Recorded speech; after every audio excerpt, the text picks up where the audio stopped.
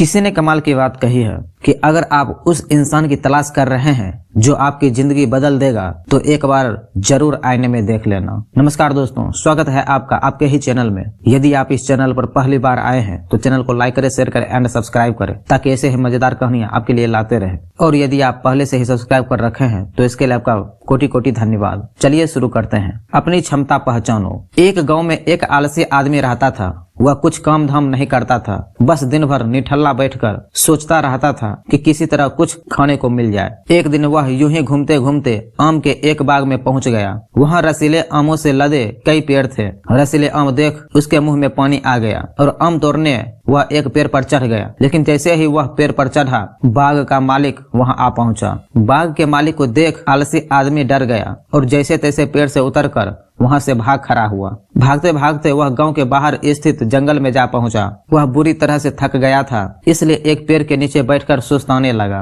तभी उसकी नजर एक लोमड़ी पर पड़ी। उस लोमड़ी की एक टांग टूटी हुई थी और वह लंगड़ाकर चल रही थी। लोमड़ी को देख आलसी आदमी ने सोचने लगा कि ऐसी हालत में भी इस जंगली जानवरों से भरे जंगल में ये लोमड़ी बच कैसे गई, इसका अब तक शिकार कैसे नहीं हुआ। जिज्ञासा में वह एक पेड़ पर चढ़ गया और वहां बैठकर देखने लगा कि अब इस लोमड़ी के साथ आगे क्या होगा। कुछ ही पल बीते थे कि पूरा जंगल शेर की भयंकर दहाड़ से गूंज उठा, जिसे सुनकर सारे जानवर डरकर भागने लगे। लेकिन लोमड़ी अपनी टूटी टांग के साथ भाग नहीं सकती थी, वह वहीं खड़ी थी। शेर लोमड़ी के पास आने लगा। आलसी आदमी ने सोचा कि अब शेर लोमड़ी को मारकर खा जाएगा, लेकिन आगे जो हुआ वह कुछ अजीब था। शेर लोमड़ी के पास पहुंचकर खड़ा हो गया। उसके मुंह में मांस का एक टुकड़ा था जिसे उसने लोमड़ी के सामने गिरा दिया। लोमड़ी इम्तिनान से मांस के उस टुकड़े को खाने लगी। थोड़ी देर बाद शेर वहां से चला गया। यह घटना देख आलसी आदमी सोचने लगा कि भगवान सच में सर्वे सर्वा है। उसने धरती के समस्त प्राणियों के लिए, चाहे वह जानवर हो या इंसान, खाने पीने का प्रबंध कर रखा है। वह अपने घर लौट आया। घर आकर वह 2-3 दिन तक बिस्तर पर लेटकर प्रतीक्षा करने लगा कि जैसे भगवान ने